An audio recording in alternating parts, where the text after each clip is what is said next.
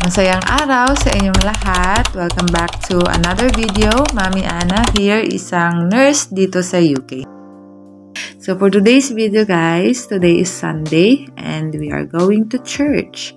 So nag-church pala ako guys sa God First Church dito sa Cheltenham. And then ayan, nag-get ready na ako. So yun yung ating OOTD sa araw na ito. So sabi nga guys, Matthew 6:33, but seek ye first the kingdom of God and His righteousness, and all these things shall be added unto you. So, yun guys, today is Sabbath day. It is holy to the Lord. So, ayan, binigyan tayo ng Lord ng 6 days na pag-work. So, yung 7th day is para sa Kanya. To worship, to praise Him, to listen to His word, and to have fellowship with our co-believers. So, ayan guys, maglalakad lang ako galing dito sa bahay, papunta doon sa church. So, nag-aura lang muna ako guys. So, yan ang aking coat na gagamitin. Sa charity ko yan nabili guys, 10 pounds. So, ayan, may paribon tayo na hairstyle dyan. And then, trousers na black. And then, yung top ko is charity ko lang din yan nabili or ukay-ukay. And then yung coat. And then ito yung ating bag for today. Shoulder bag na malaki.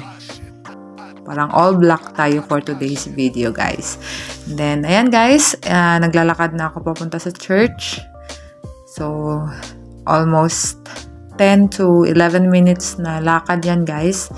Papunta sa simbahan. So ayan, ito yung street na malapit na tayo sa simbahan. So, ayan. As you can see, yung mga trees na yan, guys, is magbo-boom na yan or magbo-bloom ng mga flowers kasi magsi-spring na this coming April.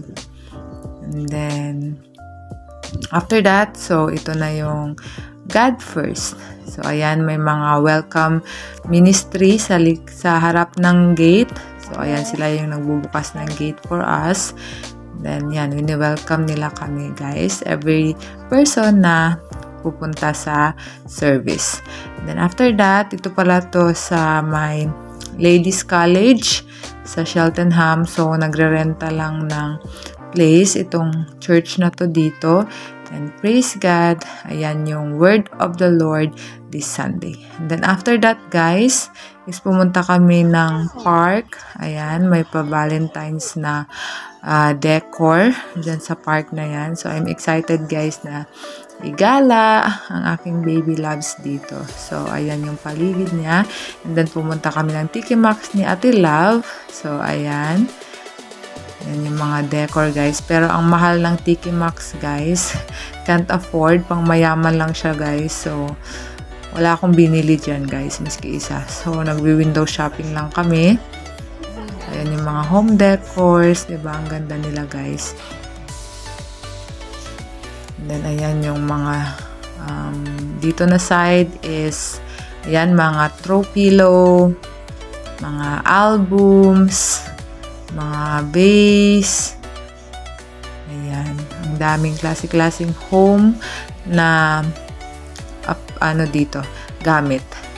Then, yan yung mga pinggan nila, guys. Pero mahal yan, guys. So, hindi natin afford yan. So, hindi ako bumili talaga dyan. Then, ayan, mga kutsara, set na. Ayan, 15 pounds. Tingnan nyo guys, ang mahal. Mga mag, ayan, tumblers. And then, ayan guys. Then, itong mga organizer na to sa bathroom. Ayan, ang dami guys. So, pera na lang ang kulang. Kung meron kang pera, ayan, mabibili mo yan. Mga lagayan ng laundry.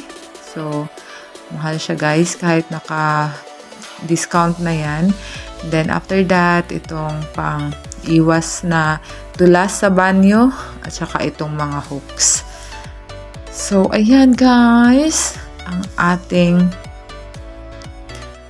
pag-window shopping dito sa Tiki Max. So, ang Tiki Max is nasa town center. Fast forward guys, ay nasa bahay na ako and nagluluto na ako ng uulamin ko for my baon kinabukasan kasi duty tayo kinabukasan guys.